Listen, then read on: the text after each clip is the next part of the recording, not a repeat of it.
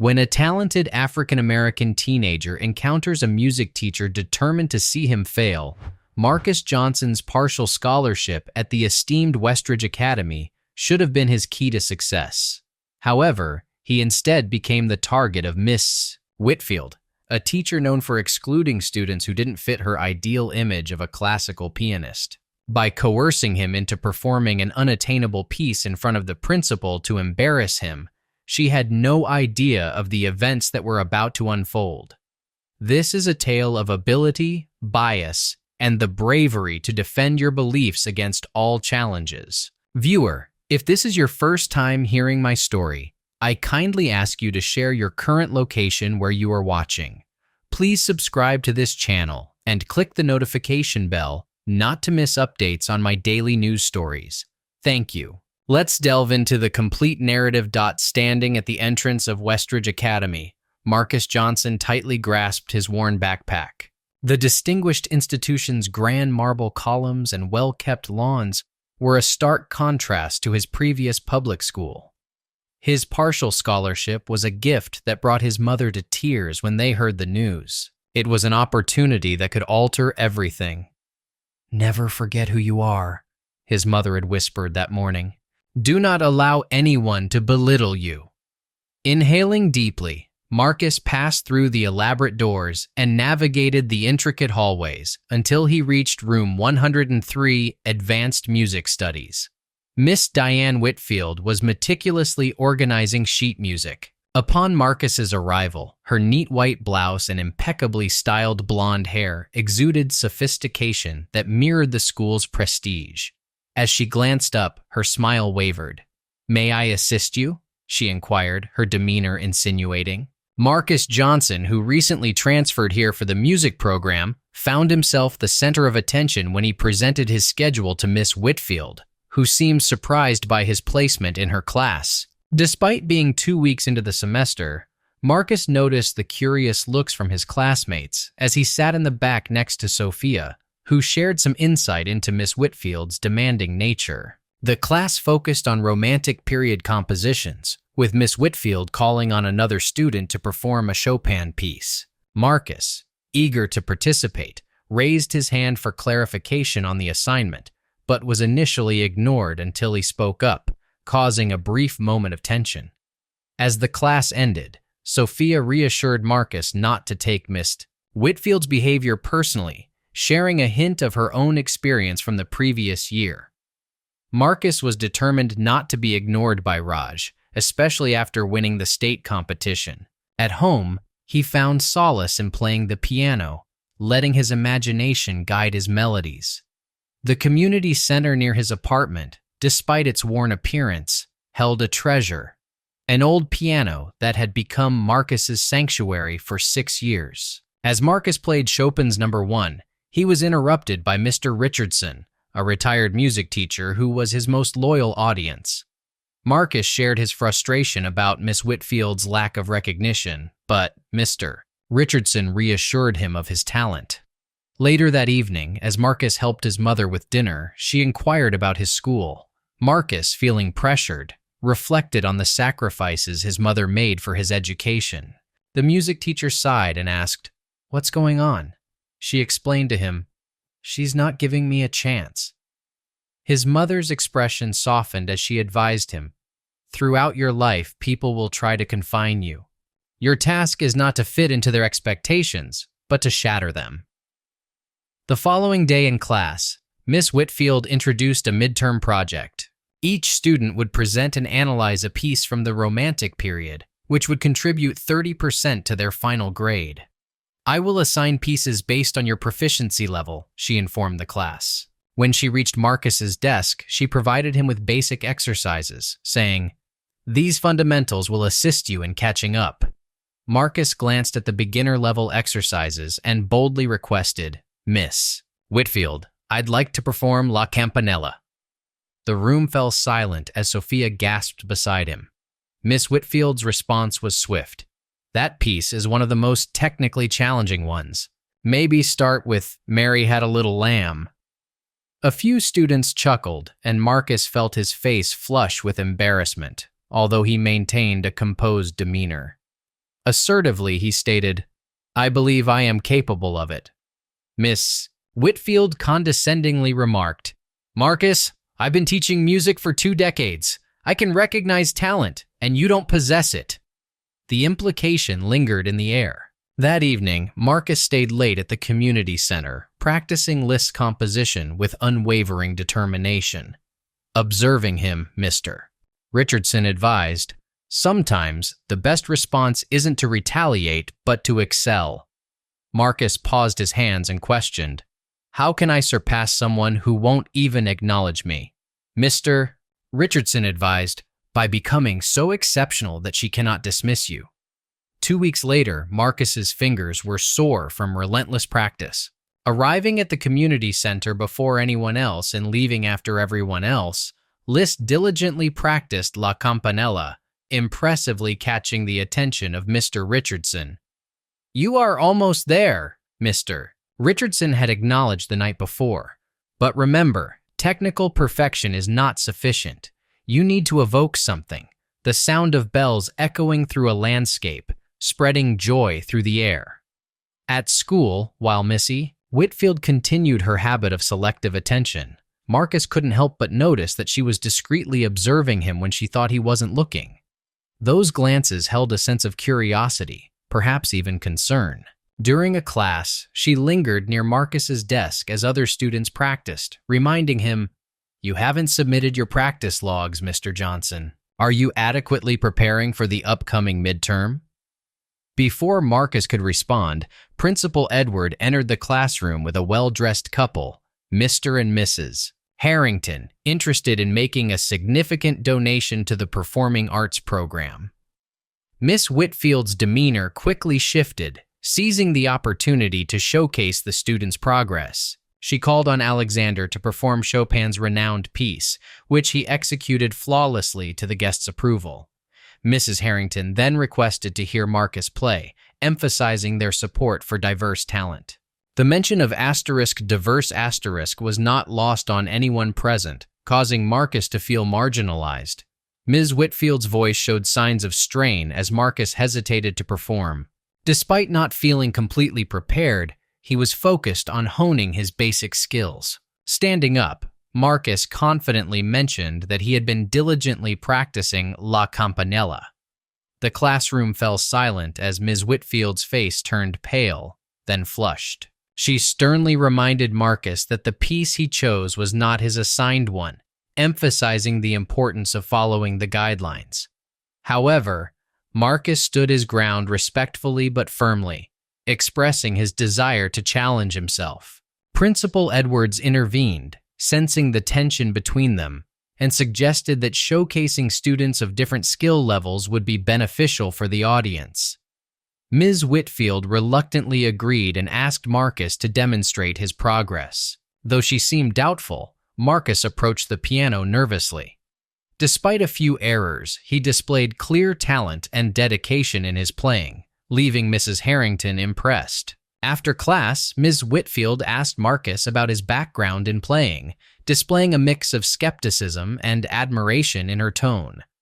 Marcus revealed that he had been playing since he was 7, self-taught at a community center without formal training. Despite her doubt, Marcus maintained his composure, indicating that he didn't need her belief to validate his skills. Ms. Whitfield emphasized the importance of discipline, theory, and knowledge needed for the upcoming midterm, hinting at the challenges Marcus would face beyond showcasing difficult pieces. Marcus quietly challenged Miss Whitfield to teach him in all areas where he's lacking.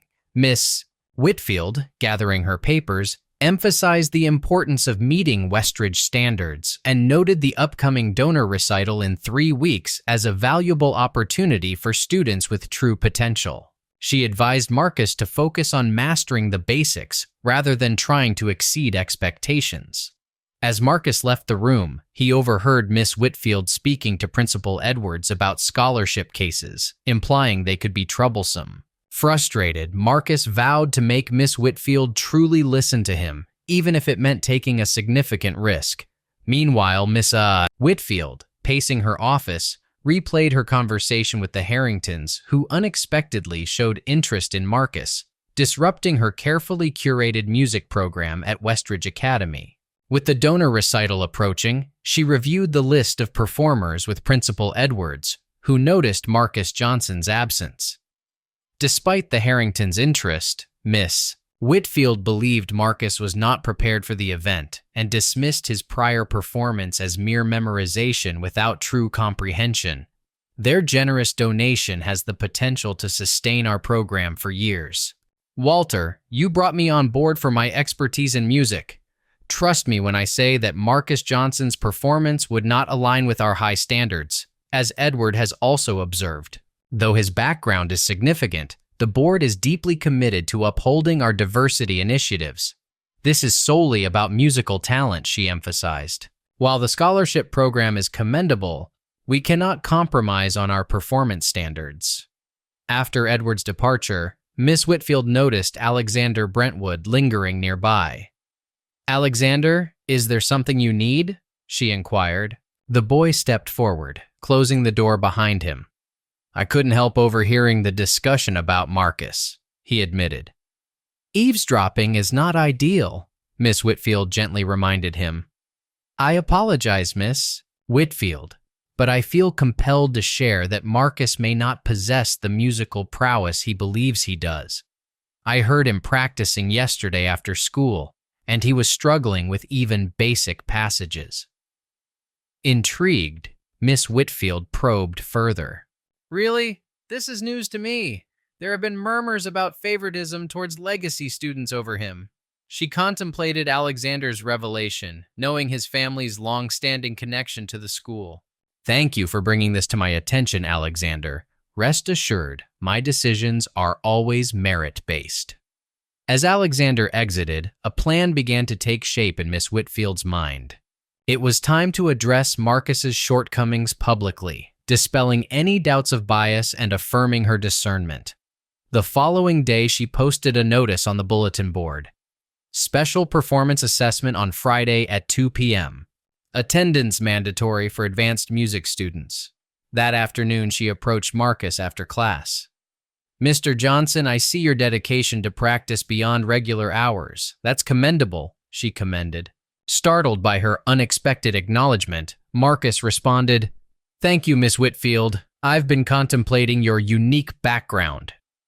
Hope lit up his face precisely as she had planned, making her wonder if she had misjudged him in haste. The upcoming assessment on Friday would serve as a more formal avenue for showcasing his skills, with Principal Edwards in attendance. With a thin smile, she considered it a chance for him to defy her doubts about the donor recital. Grateful for the opportunity, Marcus departed as Miss Whitfield turned to her computer, selecting Rachmaninoff's technically challenging Piano Concerto No. 3, a crucial piece for those in the classical repertoire. It would be her way of teaching a lesson in humility to Marcus, who had dared to play the piece without proper training, and asserting her authority on who belonged on West's prestigious stage. News about the special assessment spread rapidly, creating tension in the advanced music class as Friday approached. Sophia warned Marcus that he was being set up, as public evaluations like this were uncommon. Despite his fear, Marcus was determined not to give Miss Whitfield the satisfaction of his submission. Observing their interaction closely, Miss Whitfield handed Marcus the sheet music for Rachmaninoff's Piano Concerto No. 3, known for its complexity and technical demands. Marcus, along with Sophia, was shocked by the selection, especially considering that even the class star, Alexander, had never attempted it before. When Marcus met her gaze confidently, Miss Whitfield commended him and gave him until the next day to prepare. The anticipation for Principal Edwards' attendance was building up as the assessment loomed closer. Sophia tightly held onto Marcus's arm as she walked away, anticipating what was to come. "That's impossible. Professional pianists dedicate months to mastering that piece," Marcus softly expressed. That evening, instead of heading to the community center, Marcus went straight home. His mother discovered him at the kitchen table, staring at the sheet music. "Rough day?" she inquired, placing her purse down. "Miss Whitfield is planning to embarrass me tomorrow," he confided in his mother.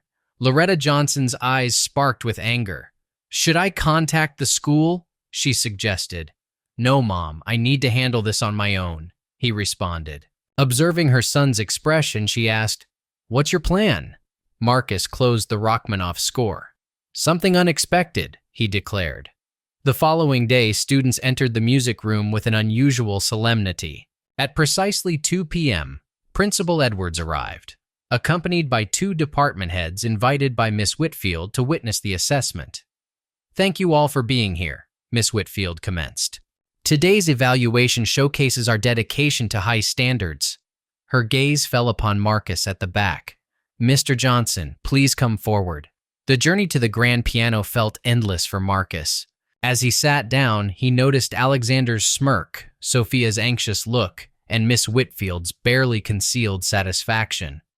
"Marcus will now perform the first movement of Rachmaninoff's Piano Concerto No. 3, Miss Whitfield announced, a piece challenging even conservatory students. Principal Edwards appeared puzzled. "Seems quite advanced for a midterm assessment." "Mr. Johnson has assured me he is prepared," Miss Whitfield smoothly replied. "He's been insistent on performing beyond his assigned level." All eyes turned to Marcus sitting at the piano, hands folded in his lap. The moment had arrived. Failure would justify his exclusion, but refusal would confirm his inadequacy. Miss Whitfield smiled. "Whenever you're ready, Mr. Johnson." 7 years earlier, 9-year-old Marcus Johnson. Taking refuge from the rain, I wandered into the community center. While the building was quiet, a vibrant and intricate music could be heard from one of the rooms. Following the melody, I discovered a man with gray hair playing an old upright piano. Marcus stood captivated until the music ceased. "Did you enjoy that?" the man asked, noticing Marcus. Marcus nodded, curious about the man's ability to make the piano sound like it was speaking. The man chuckled, acknowledging that music is a language. "I'm James Richardson. I used to teach at the conservatory," he said. "I'm Marcus. Can you teach me?" This question sparked an unexpected partnership between them. Despite being retired and living on a modest income, Mr. Richardson recognized Marcus's exceptional focus and natural rhythmic sense. He offered Marcus free lessons, impressed by his quick absorption of theory and technique.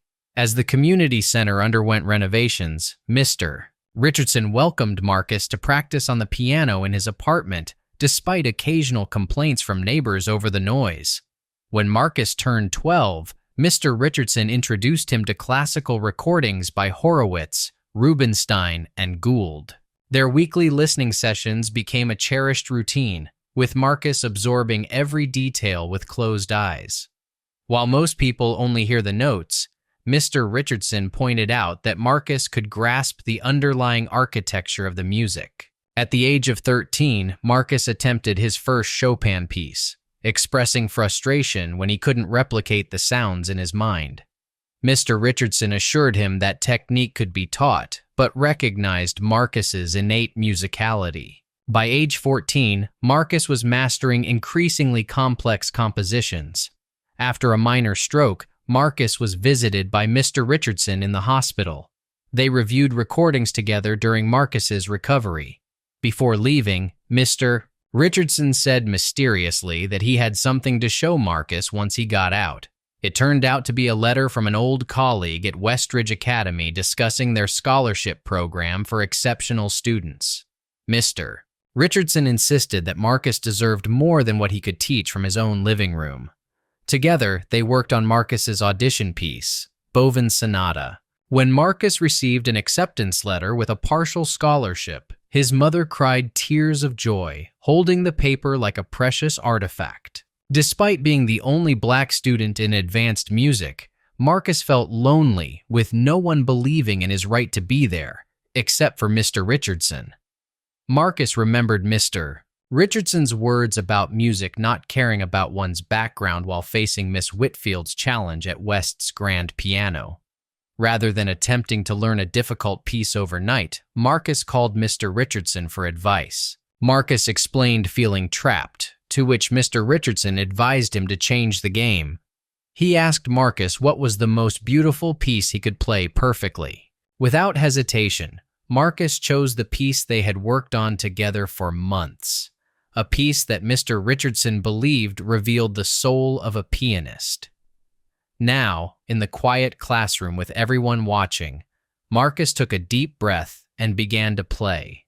Mr. Johnson declined to play Miss Whitfield's selected piece, but instead chose to play his own piece, creating a tense atmosphere in the music room.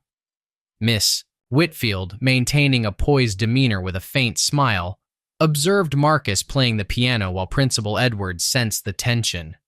Upon being prompted by Miss Whitfield to play the assigned piece, Marcus calmly expressed his decision not to play it, causing Miss Whitfield's smile to fade. He explained that being given only one day to prepare the complicated piece felt unfair and more like a trap than an assessment. As murmurs spread through the room, Principal Edwards showed interest in Marcus's perspective, while Missy Whitfield's face turned red. Marcus firmly stated that he had prepared a different piece, leading to a confrontation with Miss Whitfield, insisting on the assigned piece. Principal Edwards suggested giving Marcus a chance to explain himself, and all eyes turned to Marcus as he addressed the unfair treatment he had received from Miss Whitfield throughout the weeks leading up to the evaluation.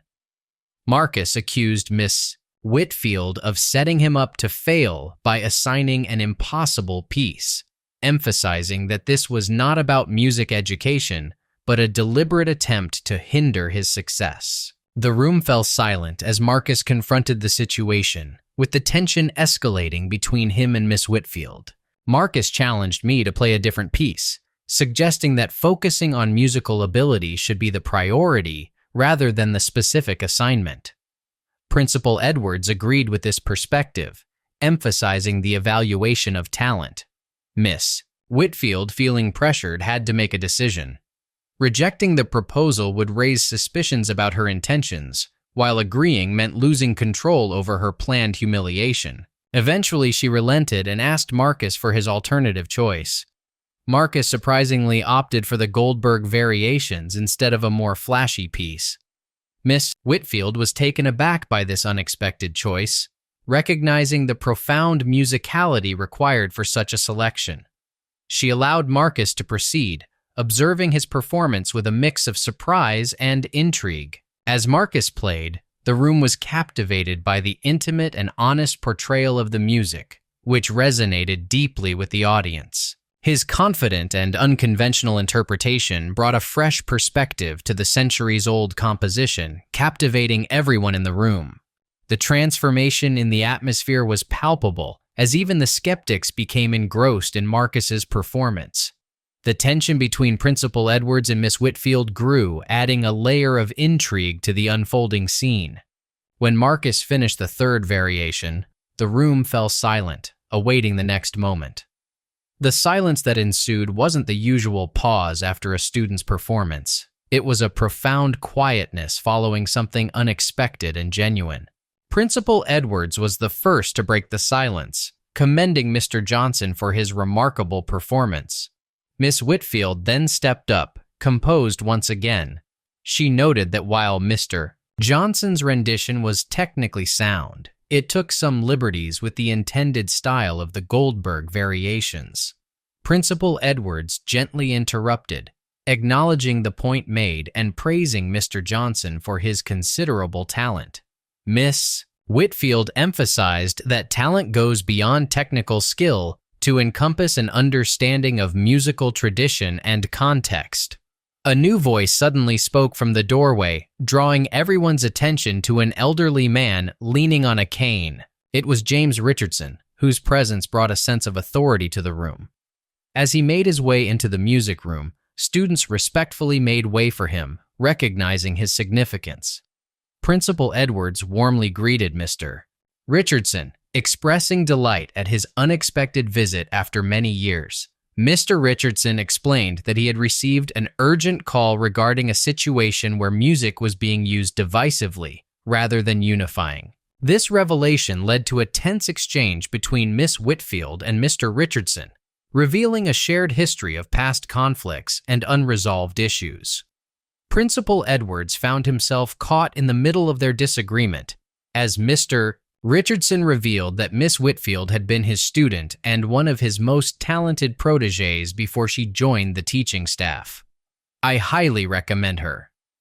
His attention shifted towards Miss Whitfield, a decision that I have come to regret. The atmosphere in the room changed, and Miss Whitfield, who had been standing rigidly, appeared uncertain of her authority. Mr. Richardson directed his focus to Marcus, urging him to continue. Please proceed, young man. Play the fourth variation and reveal Bach's true message, he requested. Marcus nodded and adjusted his hands. The fourth variation, more intricate than the previous ones, showcased rapid figuration and complex counterpoint as it flowed confidently from his fingers. While Marcus played, Mr. Richardson closed his eyes and a faint smile softened his stern expression. Witnessing this rare moment, several students exchanged glances, realizing that music had transcended the tension in the room. By the time Marcus finished the variation, even Miss Whitfield's demeanor had transformed.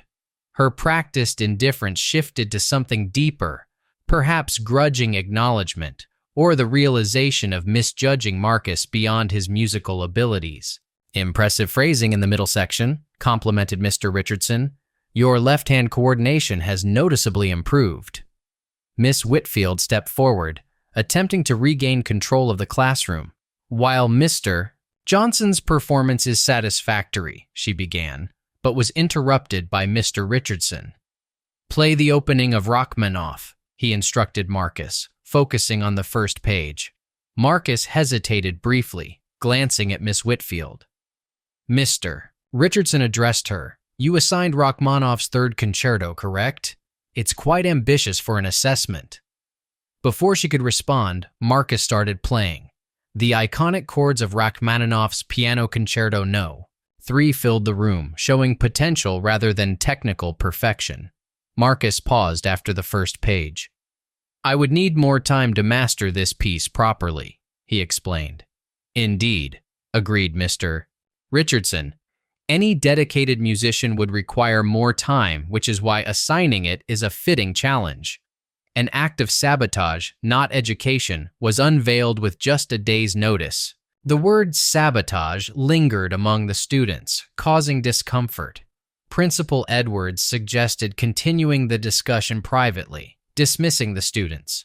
He commended Mr. Johnson for his excellent work as the students left the room, glancing back curiously. Sophia praised Marcus quietly, expressing admiration for his performance. Alexander paused by the door briefly before leaving with an unreadable expression. Once the room cleared, leaving only Marcus, Mr. Richardson, Miss Whitfield, and Principal Edwards, a heavy silence fell. Principal Edwards expressed a desire to understand the situation further, acknowledging Miss Whitfield's contributions to the faculty. Miss Whitfield defended herself, claiming James exaggerated due to personal reasons. Marcus disagreed quietly, suggesting the incident was intended for public humiliation. Miss Whitfield denied these accusations, but Mr. Richardson interjected, citing similar incidents in the past. Principal Edwards hinted at considering these claims. Following the incident, marked as an event among West students, the music department experienced an unusual quiet. Miss Whitfield was notably absent for 3 days, creating speculation among the students. Rumors were circulating as a substitute teacher took charge in her classes, speculating that she was either on administrative leave, sick, or had resigned in protest. Marcus found himself navigating through days filled with side glances and hushed conversations that ceased upon his arrival in rooms. Even Sophia appeared unsure how to interact with him. The only exception was Mr. Richardson, a special consultant who began frequenting the school and treated Marcus normally. People are unsure of how to react when the situation changes, he advised Marcus during one of their after-school practice sessions. Give them time. On Thursday morning, Principal Edwards summoned Marcus to his office. Miss Whitfield was present, sitting rigidly in a chair across from the principal's desk. Marcus, please have a seat, Principal Edwards urged. Miss Whitfield would like to speak with you. Miss Whitfield's expression remained neutral as Marcus sat down. She cleared her throat and began, "Mr. Johnson, I owe you an apology. My methods of educating you have been inadequate. Upon reflection, I acknowledge that my actions were unjust." Marcus noticed that while the words were correct, the delivery felt mechanical, lacking genuine sincerity. "Thank you, Miss Whitfield," Marcus responded, unsure of how to proceed. Principal Edwards leaned in, announcing that changes were being made to ensure all students received equal opportunities in their programs. Miss Whitfield would be working with a mentor teacher for the rest of the semester. Marcus nodded, trying to comprehend the implications of this decision. Furthermore, Principal Edwards added, "We would like to offer you a solo performance at the upcoming donor recital." Miss Whitfield's lips tightened slightly. "I appreciate the offer, sir," Marcus replied cautiously, "but I prefer fair treatment over special privileges." Principal Edwards clarified, "This isn't about special treatment. It's a recognition of the talent you showcased last week, a talent that deserves to be celebrated." Since the beginning, Marcus has been acknowledged. When he encountered Mr. Richardson after the meeting, the older man inquired about how it went. Marcus shared that he was asked to perform in the recital, to which Mr. Richardson suggested focusing on the music above all else. Later, during his practice session, Alexander Brentwood approached Marcus and admitted that he had lied about hearing mistakes in Marcus's practice.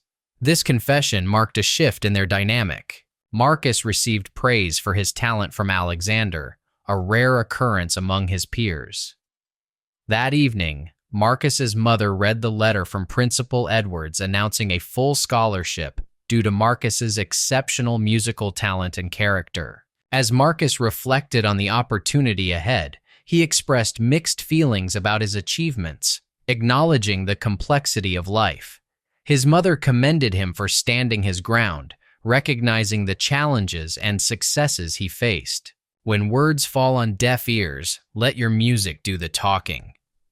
Marcus felt a sense of pride when Mr. Richardson praised his desire to convey something meaningful through his performance, rather than just showcasing his skills. Mr. Richardson noted the distinction between Marcus and Diane.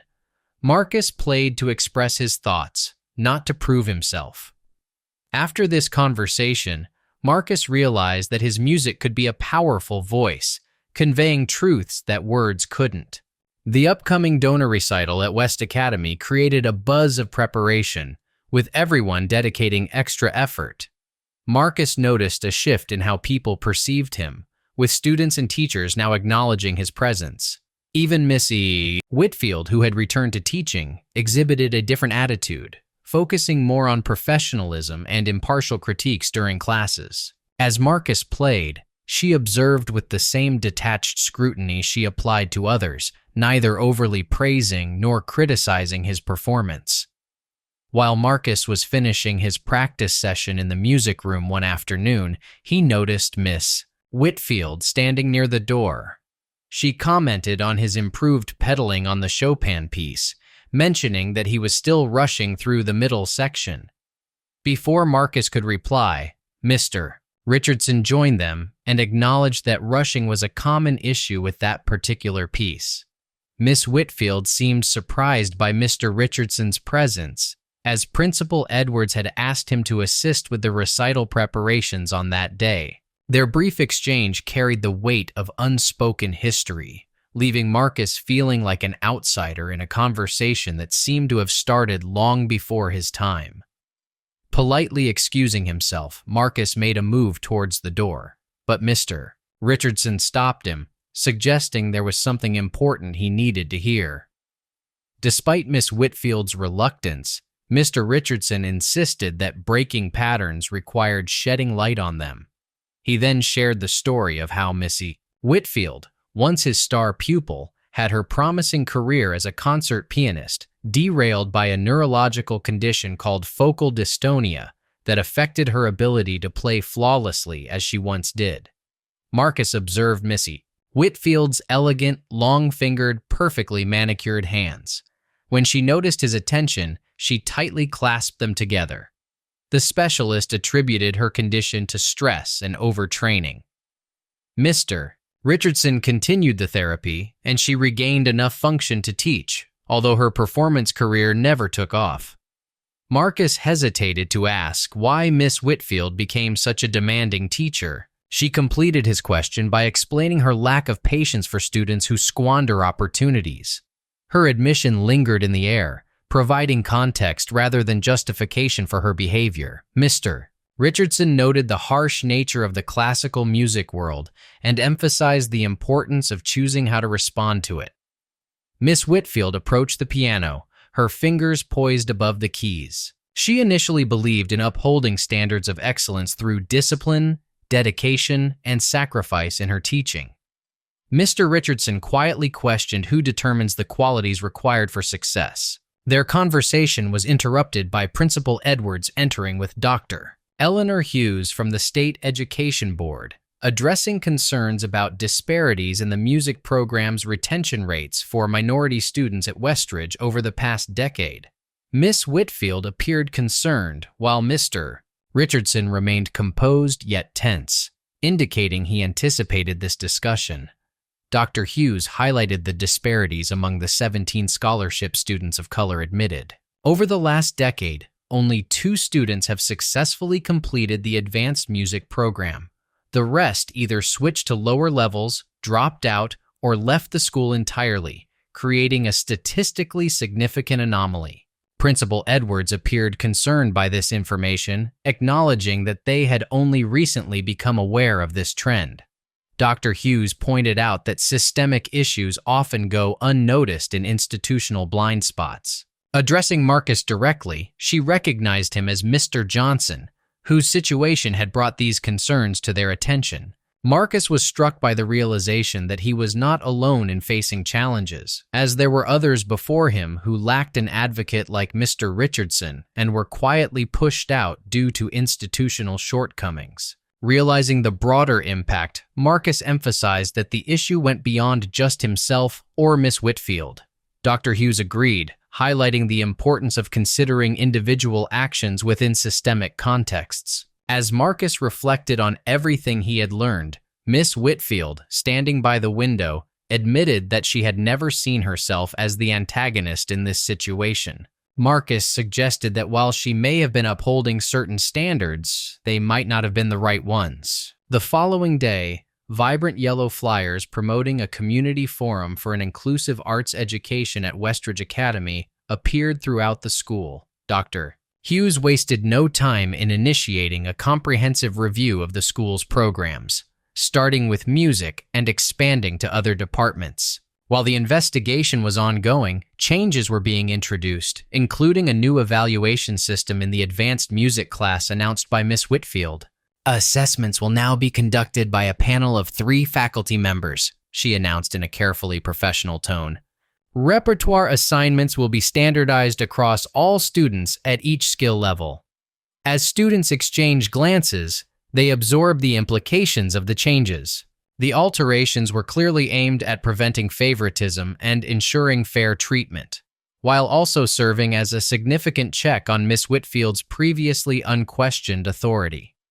After the class, Principal Edwards summoned Marcus to his office. Mr. Richardson was already present, along with Dr. Hughes and, surprisingly, Mrs. Johnson, who had taken time off work to attend. We wanted to discuss your role in the upcoming changes at Westridge, Principal Edwards began. Dr. Hughes leaned in, stating, "Your experience has shed light on serious issues in our educational system. We believe you could benefit other students by sharing your perspective at Friday's forum." Marcus felt the weight of their expectations. "I'm not sure what to say. I just wanted to play the piano." "Sometimes the most impactful statements come from speaking your truth," Mr. Richardson said gently. Mrs. Johnson reached for her son's hand, saying, "It's your choice, baby. No one can force you to be a spokesperson." Marcus considered the 17 students who had come before him, the ones who hadn't completed the program. Would speaking out actually make a difference? "It already has," Dr. Hughes assured him. But systems don't transform overnight. Your voice could help expedite that change.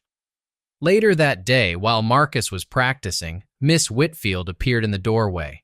They hadn't spoken privately since her past was revealed. "May I come in?" she asked formally. Marcus nodded, his hands pausing on the keys.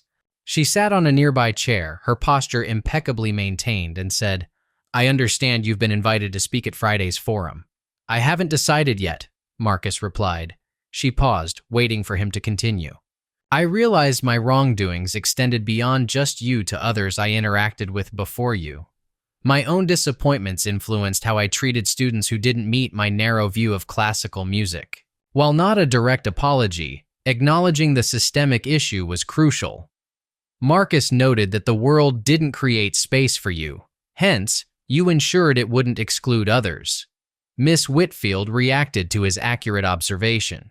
"Currently on probation, my contract renewal hinges on completing diversity training and demonstrating improved behavior after this semester." Marcus grappled with conflicting feelings, feeling both justified and acknowledging the situation's complexities.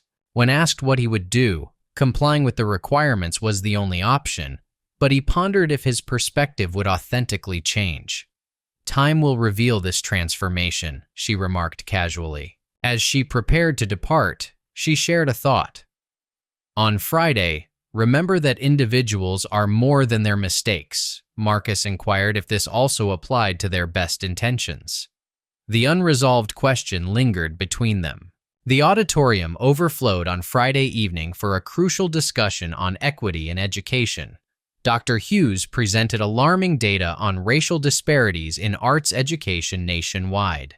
Alumni recounted experiences of marginalization, while experts analyzed unconscious bias in subjective evaluations like music performances. On reaching the microphone, Marcus, feeling the intense spotlight, acknowledged, "I'm a pianist before anything else, but the world often sees my skin first and stops there." Mr.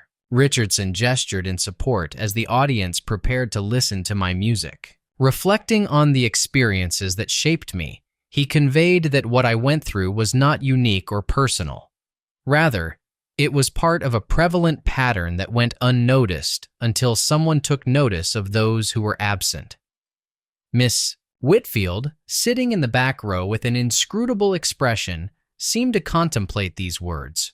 Marcus shared his thoughts, acknowledging the widespread presence of talent but highlighting the scarcity of opportunities. He emphasized that everyone has a role in fostering change, not just those directly affected, but also those who benefit from the existing system.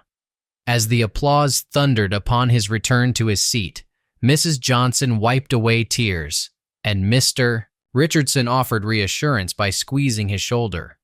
Unseen by the crowd was the subtle tremor in Marcus's hands, born not of fear, but of the profound realization that sharing one's truth can be as powerful as any music. The donor recital took place on a crisp autumn evening, with Westgate Auditorium shining under a gentle glow. The programs, printed on sturdy cardstock, awaited attendees on plush velvet seats, while anxious students peeked from behind the curtain at the audience. Backstage, Marcus adjusted his tie, attempting to quell the butterflies in his stomach. His mother had sacrificed her clothing budget for the month to purchase his new suit, expressing pride in his professional appearance. Mr. Richardson appeared beside him, noting his nerves about the forthcoming performance. Despite his apprehension, Marcus acknowledged it was his inaugural real performance, to which Mr. Richardson offered assurance that it would not be his last. Handing him a substantial envelope, Mr. Richardson revealed a letter from the Manhattan School of Music extending an invitation for Marcus to attend their esteemed summer program on a full scholarship. The letter commended Marcus for a recording of his Bach performance that had impressed the institution. Before Marcus could react, the scene unfolded. At Principal Edward's signal, the performers were directed to their positions as the recital commenced. Marcus observed his classmates from the wings as they showcased their talents. Sophia performed Mendelssohn with graceful confidence, and Alexander's Chopin piece was technically flawless, albeit playing it safe. Each student embodied Westridge's commitment to excellence, a tradition that was gradually becoming more inclusive.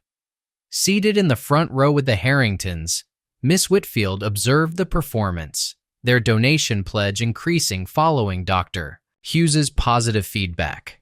The music teacher's role was now that of a spectator, a change many students felt was long overdue. When Marcus stepped forward to perform, he approached the Steinway piano deliberately, feeling the warmth of the spotlight on his shoulders. Choosing Boven's Pathetic Sonata, the piece that had secured his scholarship and refined through months of dedicated practice, Marcus found new depth in the familiar notes. They now conveyed messages of perseverance, overcoming obstacles, and forging new paths. Midway through his performance, he locked eyes with Miss Whitfield, noticing a softness in her expression that hinted at regret or respect, or perhaps both. It dawned on Marcus that his journey extended beyond challenging a biased teacher. It was about transforming a system rooted in exclusion for generations. As the audience erupted into a standing ovation at the end of his performance, the Harringtons were elated. Marcus's mother cried tears of joy, and Mr. Richardson nodded in silent approval. Post-recital, Mrs. Johnson embraced her son tightly, expressing how proud his late father would have been, triggering unexpected emotions in Marcus. Softly she whispered, "He might have been present in every melody you perform," as they were about to depart. Approaching them, Miss Whitfield appeared smaller and less intimidating than on Marcus's initial day. She expressed, "Your rendition of the second movement was truly moving, Mr. Johnson." Gratefully, Marcus responded, "Thank you, Miss Whitfield."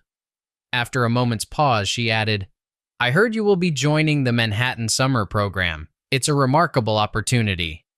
"Yes, ma'am," Marcus replied. With a nod to Mrs. Johnson, Miss Whitfield walked away. Under the clear, cool autumn night, stars shimmered above Westridge's well-kept campus. As they headed towards the parking lot, Mr. Richardson joined them. "What lies ahead now?" Marcus inquired. Smiling, Mr. Richardson replied, "From now on, continue playing. Ultimately, it's the music that counts. Not the obstacles, not the politics, not even the triumphs, just the music." Driving home, Marcus gazed at the city lights whizzing past, feeling the world seeming broader, brimming with possibilities beyond West Academy. Finding his voice at the piano and beyond, Marcus was prepared for whatever came next with bravery and conviction that had guided him through these life-changing months. Some battles are won through protests and policy changes. Others are won note by note, day by day, with the silent determination to create beauty in a world that often does not make room for it. Marcus's journey had just started, but he was prepared. With sturdy hands, an open heart, and an unbreakable spirit, he was ready. Marcus's narrative serves as a reminder that talent is universal, but access to opportunities is not. Daily, bright young minds confront barriers constructed from prejudice and presumption rather than merit. Recognizing our biases is crucial in creating a more equitable landscape. By choosing to dismantle biases, we pave the way for a world where everyone's talents can thrive. Marcus didn't simply triumph over a prejudiced teacher, he also paved the way for future generations. His bravery serves as a reminder that taking a stand can be a powerful act. If this narrative resonated with you, kindly give this video a thumbs up and subscribe to our channel to access more impactful stories that inspire us to create a fairer and kinder world. Your support enables us to keep spreading these crucial messages.